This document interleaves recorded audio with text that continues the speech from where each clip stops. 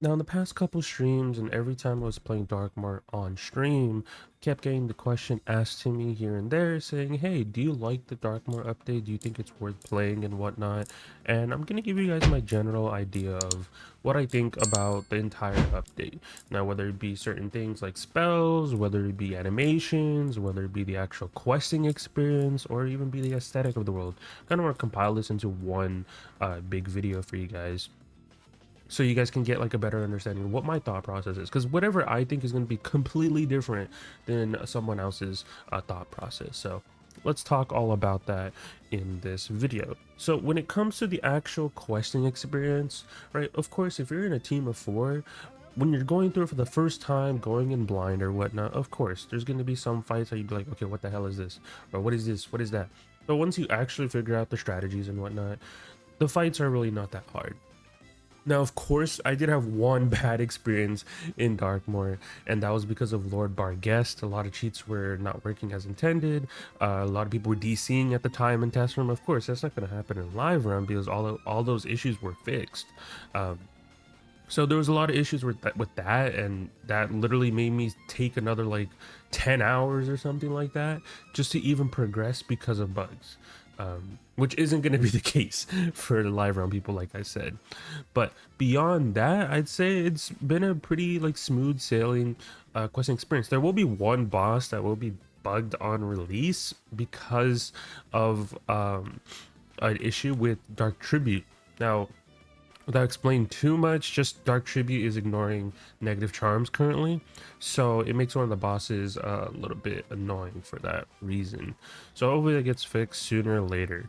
And then beyond that, the final boss, of course, final boss looks amazing. I will say I didn't get to see the animation of it spawning till later on, because in the first, I think, week there was no cutscene, which there was supposed to be. Then we eventually got to see it in game, and it looked really amazing for the cutscene and whatnot. So the final boss is cool. I know a lot of people said it's too easy or whatnot. You can make it hard. The thing is, though, if you guys want a tough boss, you can opt in to do that. That's the whole reason of the statues, which I'll explain in the final boss guide later this week, of how to do that and why you would do that if you really want to make the boss hard. But if it was too hard, then solo players, and I say like, for example, the people that are just casual, are going to have a difficult time. So you have the option to make it hard, and if you really want even a more difficult experience, then just do it on challenge mode, right? You got to cater towards both players at the end of the day. You can't just make everything difficult and then all the challenge mode people are excited, but the people that are just casually trying to play the game, they're not going to have a good time. Not everyone understands hanging effects. They just want to do blade AoE, and you know, that boss kind of helps towards that. So like I said, questing experience was fine. I think the aesthetic of the world was amazing, I will say. I think out of all my out of all the areas, I would probably say that I think Mortal Plains looks aesthetically the best. It does give the most Darkmoor vibes, I think, just because of the vampires and stuff like that. And then you see the castle off in the distance of Count Strigoi, or Strigoi, I don't know how to say it. His like castles in the far back, and I kind of like the atmosphere. So I think that's definitely like my favorite area out of everything. And on top of that, Dom went out of his way to make some zone-wide cheats, which is really cool, which I never expected them to do something like that in casual play. I've only seen them do stuff like that in raids. So seeing it in action in a actual zone that you can, you know, anyone can go to, was kind of cool to see. And I'm hoping that they do this again in the future with some sort of lore tied behind it. With this one, it made sense because of vampires, but you know, maybe they can do some sort of lore in the future where it ties in with some sort of creature, and you can have another zone-wide cheat like that too. Very interesting to say. Beyond that, of course, we had some minuscule things as well, like photomancy. There was like a bug with photomancy, which it kind of sucks that you're not allowed to do this anymore.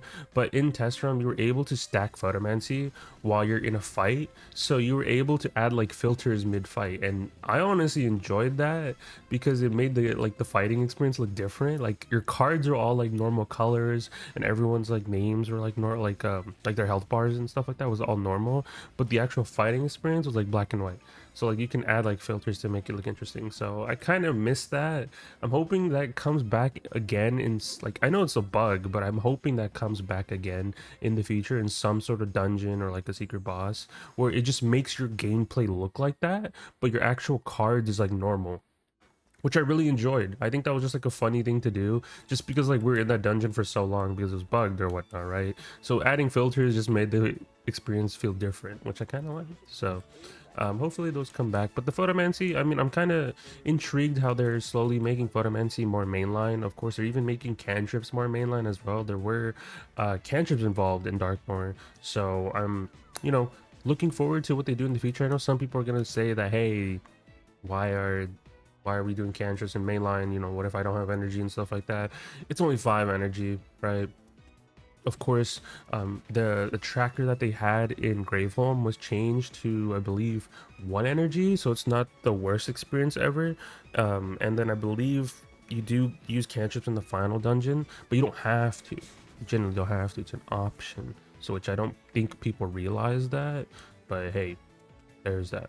Now, when it comes to the spells, specifically the Darkmoor spells, the rank 10 ones, I'm not going to dive too much into it. I've already explained so much and my thoughts and opinions on them in a separate video, so watch that. Just TLDR is, I like some of them, I hate some of them, not a fan of some of them, but some of them are very unique and I will use. So that's just the TLDR of it. Now the shadow packs. Now another thing with the shadow packs I want to mention, which I mentioned before in a previous video, but I want to talk about it again, is that with shadow packs, it is an interesting effect. Some of them grant really good things. For example, Baba Yaga is giving you multiple feints. Like, what? And people were like, this looks really cool, but the main issue was shad rating. And shad rating was changed like I think 2 or 3 times in test room on the last week, which was kind of weird to test it in the last week. They definitely should have done it in the first or second week so people started noticing it, but they mainly did changes on the last week. I'm still not a fan of the changes. You do need a lot of shad rating to even be able to get consistent shads. I don't know. I feel like if you're fighting a mob that does not have shads, you should be able to get a shad round 1. And then if it's a mob that does not have shads, or I mean, sorry, a mob that does have shads, then you can compete against them. But I don't like how the logic is you're always going to have, like, you're not going to be able to get it round 1. I think how it should just be just like Arch Mastery in a sense, but I don't know if they're ever gonna do that. I don't know. But the packs are really good for certain ones of them. For example, like I said, Yaga, but it's just like I really can't see myself use it if I'm just never going to get shads. So that's just my one gripe with it, and hopefully maybe in the future they adjust shads even more. I don't know. And then there were a lot of fights that were changed, of course, that did have like shads within them. So like, for example, Lightbane, Morgant, Rematch, Groundskeeper Willie, Shadow, Omen, and then Corporal, Tennyson, as well as King of Ernest. Now I didn't test all these. The only ones I did was Morgant Rematch, which will be in a video today or tomorrow or the next couple days, and then Lightbane and Groundskeeper Willie. Lightbane and Willie were just completely busted. They just were not working intended, and I wasn't even getting drops or whatnot. So I'm assuming that's fixed whenever it comes to live round. I don't know if I'll do some testing, but we'll have to see. But those are bugged and whatnot, so I just didn't really get the chance to do everything I wanted to.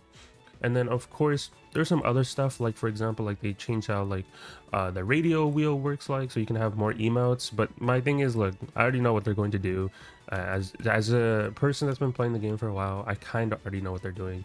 We're getting closer and closer to almost 100 emotes in the game, and what's going to happen is they're going to release an expand emo elixir, and I'm going to have to spend more crowns because I have every emo in the game, and I've only done this to prove a point of like they're going to do that. They're genuinely going to do that, and it kind of does bother me that they're going to do that. And the fact that emotes are still not character wide, I don't know. I like the radio wheel, but I just don't like those two things where it's not character wide, and I know that they're like, I know there's no way that they don't, is that they're gonna release a expand emo elixir in the future once we get closer and closer to that 100 mark. And then beyond that, there was a lot of spell changes, spell audits and whatnot, which I don't know if I'm gonna save for a separate video, but there's a lot of spells that got changed. Some spells got banned, some spells got changed. I think the main spell I don't like that got changed, which I've voiced my opinion on multiple streams, is Rebirth. I will kind of dive into it a little bit, but basically Path B Rebirth right? It used to give you 3 healing overtimes, and then it got changed in test realm, and it's gonna make its way to live realm. It got changed to 2 hots, which I don't like because fire has access to spells that put 3 hots. For example, Fire of Mars. It's a simple spell that just puts 3 damage overtimes on the enemy. While Rebirth, the it just doesn't it just doesn't do that. It used to have 3 hots, but life doesn't have access to that, and the only way to access a spell that simply just puts 3 hots is by using fusions, which you literally have to learn Toiret, and then you literally after that have to learn the fusion. Then you have to get spell elements. Actually, well, you don't even have to get spellments because they changed how the system works. But basically, you have to learn both of those things, and then you have to combine them together to even run the spell, which I don't like. Tying a 3 hot spell to a fusion is not something I like. Like Fire has access to it with dots. Surely we can get a life spell that is able to do that without fusions. And another thing is, people are gonna be like, well, you can just use Twilight in every single fight. Well, that's not the case if we're trying to do advanced combat, because Rebirth is, I think, like around 80 or something like that, while fusions and stuff like that is 170. So anything that's below 170 advanced combat, you can't use Twilight fusion, which is just highly incentivizing players to just use a spell that puts 2 hots, and then use a spell that, for example, like Pigsy, or use Sprite or Life Bat or whatnot, which I'm just not a fan of. I don't like how they did that. But that's like my one big gripe about this update. Beyond that, all the other spells I had no issues with. The weaving spells I had no issues with. The shadow pack stuff I'd had no issues with. And beyond that, I'd say it was fine. Like the update was like near, I'd say, I wouldn't say perfect, right? Because nothing could be perfect. I'm like the same logic where, or I apply the same logic to everything with figure skating rules. You can't have something perfect, right? But it was getting there. It was getting to a point where I was gonna give this whole update like about a 9.2. But the reason why it's going lower is just because certain things I didn't like. For example, Rebirth brought it down for me. Certain bugs, of course. But that's just because of my experience. Of course, that's not gonna make its way to live room. Not all of them, at least. So, but you know, I still think the update's pretty solid. I'll give it a 8. I'll give it a solid 8. But I'm hoping certain spells that like I'm not really a fan of get changed. And on top of that, there were some secret bosses. I do want to add this. I did make videos about some of this on both of the secret bosses. Headless Horseman was creme de la creme. I enjoyed that secret boss. The fact that you have to go find a pumpkin, which the video should be up by now. I don't know when the video order is going to be released, but in that video I talked about how to spawn them in and stuff like that, and there's like unique effects and whatnot, and I kind of like that. But hopefully in the future when we get more secret bosses, we get stuff like that, because it was fun. Definitely was fun.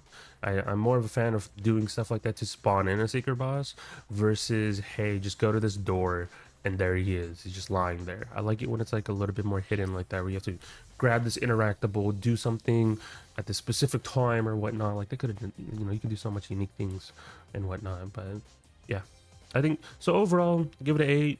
Certain fights I like, certain challenge modes. I know I didn't really talk about challenge mode, and I know a lot of people watch me for challenge mode, but for the challenge modes, they're all easy. They're all AoE sirens. It's just sirens. This update is just sirens.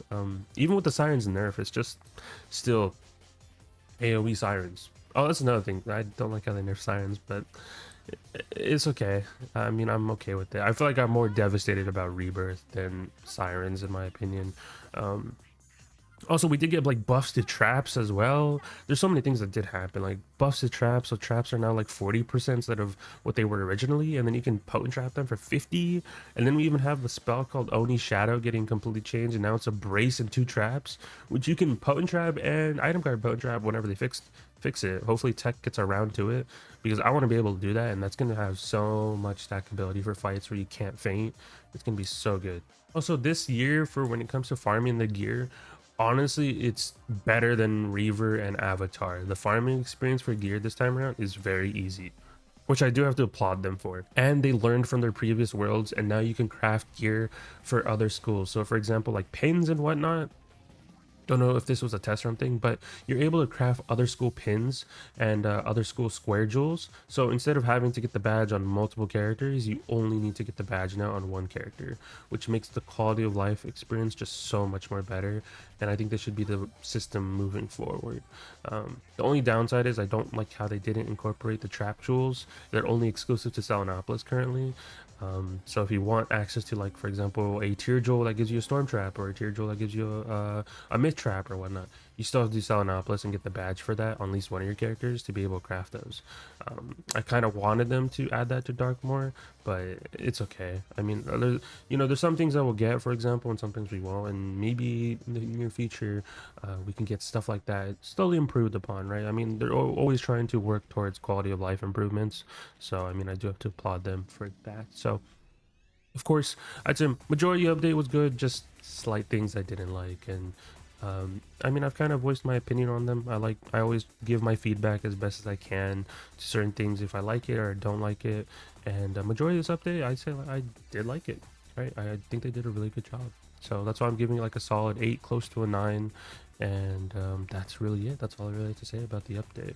So if you are trying to get back into the game, I definitely recommend it. And if people are wondering, should I farm Reaver gear, should I farm Avatar gear, at this point, no. I'd say if you have Darkmoor gear, like OG Darkmoor gear, or if you're running Merciless gear, you should be fine. I would recommend questing with somebody, that's for sure. But once you get your gear from here, you don't need to farm Avatar or Reaver as specified in my gear video. And I think there is another gear video coming out soon. I don't know how I organize these videos, but something like that. But yeah, that's it for me. Leave a like, subscribe, all type of stuff, and I'll talk to you guys in the next one. Peace out, guys.